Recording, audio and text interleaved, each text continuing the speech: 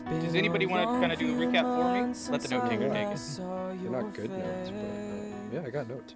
All right, so we've got Adequate playing a Mixie, the Barbarian. Monkey is playing Malgron, the Demigod Sorcerer. And of course, we have our wonderful DM, CyberD137. We all got a message, a rather cryptic message at the start of last session. A note was handed to us and it said, "When the moon is high and the owls wake, I'll be watching for all your sake. Meet me at midnight." We started in the town of Passaroth, and there's an impromptu stage in the town square, made of crates, barrels, etc. The mayor stood on stage. There's lots of Haverpar soldiers in town. He addresses that issue, and Passaroth is officially an exclusive trade port for Haverpar. The town, the penny rabble are not stoked about this. What's it called? Lots of boos from the crowd. They're not excited about the announcement, and the mayor says it'll take 20 to 40 years to see the investment, which is not a popular statement. Oh, somebody went to jail. We had to That would be rescue. me. That's right, yeah, and we ended up rescuing you. I think I'm most not. of the party, other than you, Zanumo, went to jail. Yeah, Oh, we all oh, we that's all right. went I to was hiding in the jail woods. That's right. because you were hiding in a tree. Yeah. Okay, so I was thinking about this last night while I was on watch, and the roads usually have, some form of patrol on them, and I don't feel like we left the best impression on our way out of Paso. But Uh, I'm pretty good in the woods, and I feel like I could, probably get us around the patrols easily. We just can't go on the road today. That's all. Yeah, I'm okay with the woods too. Yeah, I'm definitely good with the woods. I'm pretty well traversed with nature as well, so definitely fit in with you. Excellent. You're stumbling through the woods. It's fairly thick, and in the distance you can kind of hear an older sounding voice crying for help. You're not exactly sure where it is. It's somewhere in front of you and not too far, and it's a very weak kind of whimpered voice that you can hear, just shouting with as much might as he can. It's not much. They're just shouting, "Help! Please help! I'm hurt! Help me!" I feel like maybe we should ignore that. That maybe it's a trap. They don't seem like someone that would make me want to count to 10. That's a good point.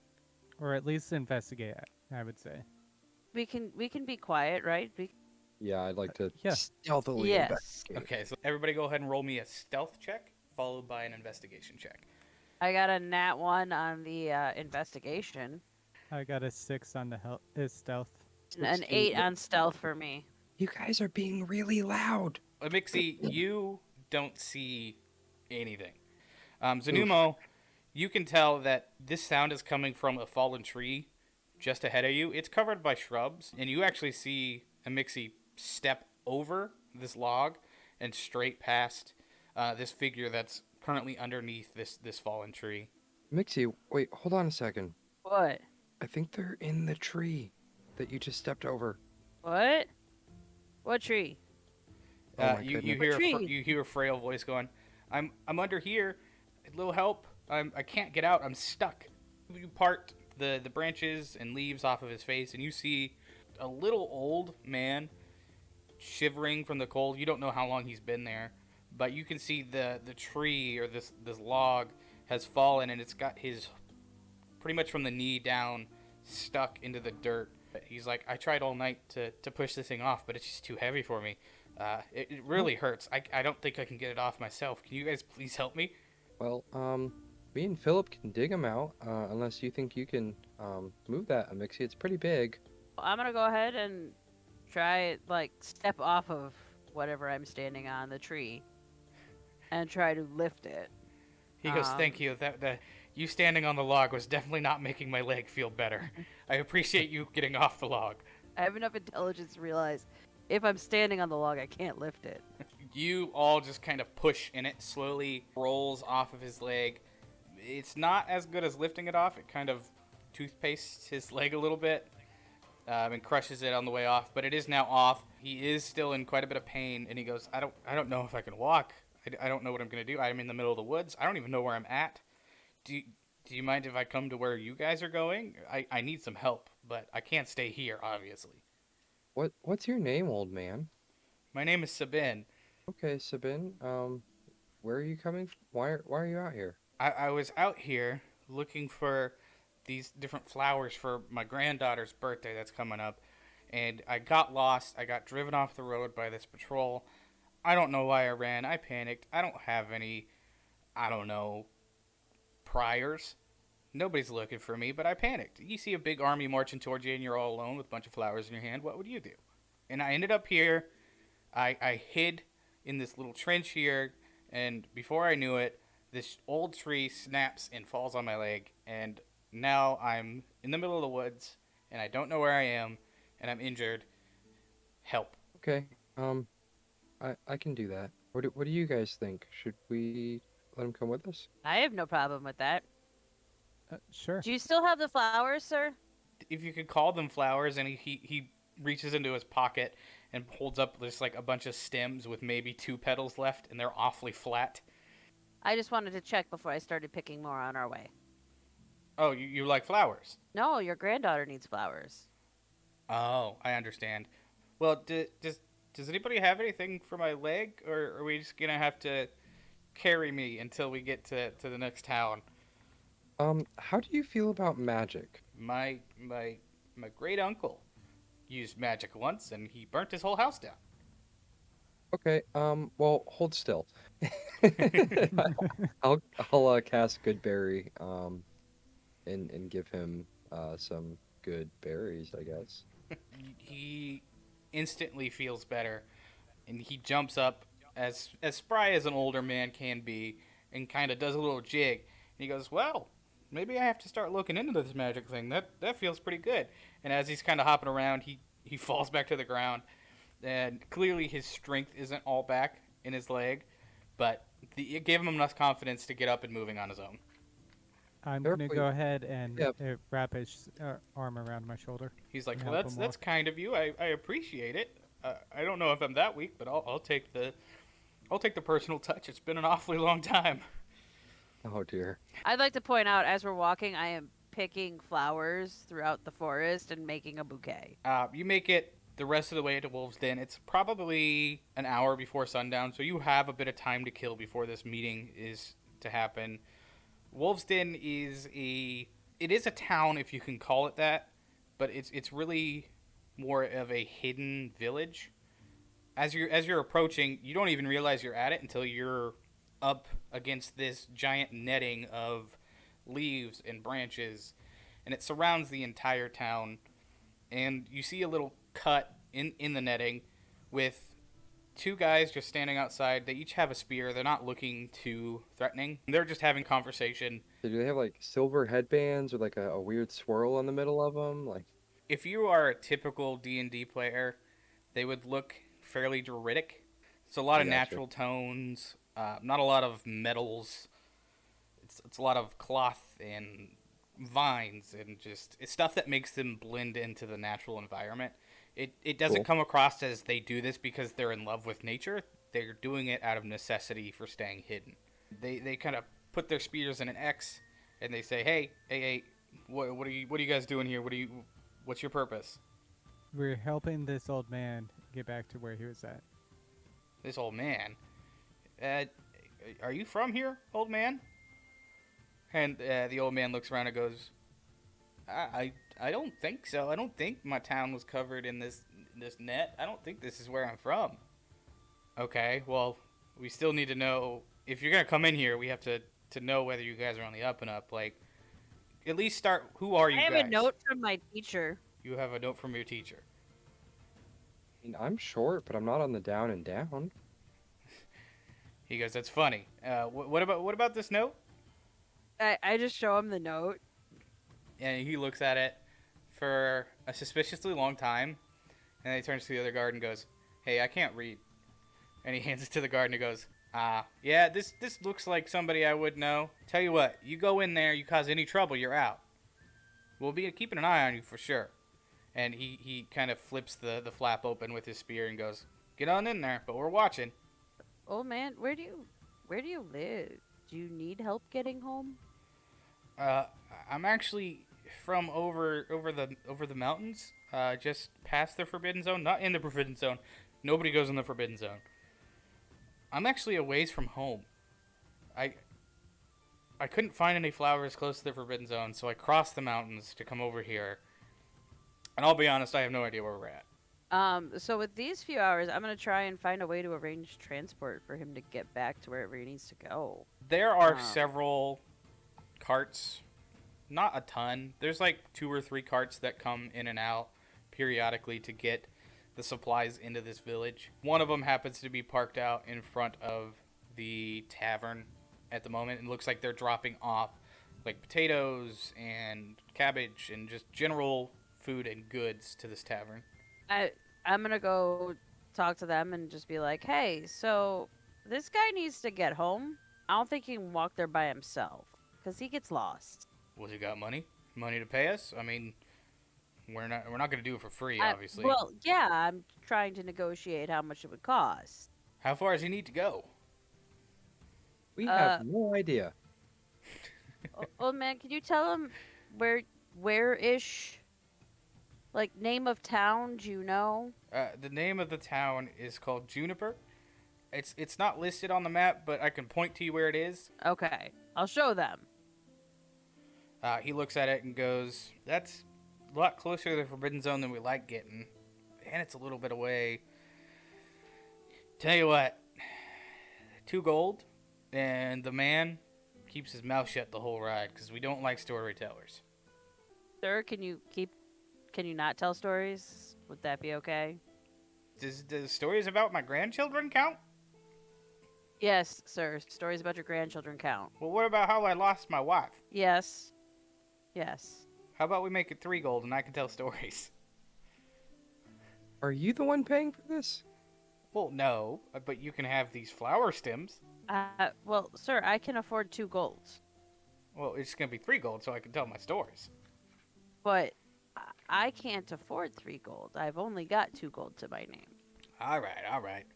So I would give them enough silver to cover the 2 gold. They load him on the back of the cart and start kind of rolling away. It's bumping and grooving. And the second they leave the tent, you hear the old man go, "Did I ever tell you the story about how I lost my wife?" And one of the people driving the cart kind of turns around and bops him on the head with the end of his weapon, and you just see him flop, assumingly unconscious, into the back of the wagon, and you just hear the guy go, "I'm not dealing with that." I mean, okay. It's okay, I'm sorry. I tried. Like, just hopefully he gets home. If we ever go to Juniper, guys, can we check and make sure he gets home? Is there anything else you kind of want to do in this village before you...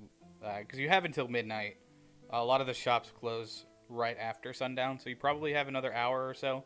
I mean, we could probably try to find somewhere to eat. You know, like some sort of street stall or something. There's a tavern. Mm-hmm. There is a tavern. If you can call it a tavern. It's a shed hastily thrown up with somebody that has a couple kegs of beer and an outdoor kitchen out the back of it.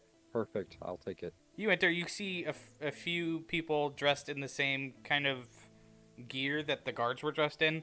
They're wearing very natural tones. A lot of them have their face painted. A couple of them have some weapons, either spears or swords. A lot of not high dollar weapons, but definitely weapons that are functional. The bartender looks at you and goes, "Haven't seen you guys around here before. Definitely don't look the part. Can I help you guys?" We haven't been around here before, so that would probably explain why you haven't seen us. I mean, that's a valid point. What can I get you? Drunk?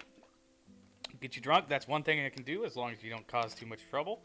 The one thing you have to know about us around here is we don't like attention. I mean, does anybody? Some people like attention. I know a few people that like attention. Yeah, no, I'm not one of them. That's good to hear. You'll fit right in. So he slides a big ol' mug of ale your direction. They have pints? Yes. How much am I paying for this? 5 copper. Okay, I'll pay that. And Mixie, I'll grab your first drink too. And Okay. I'll slide him a silver.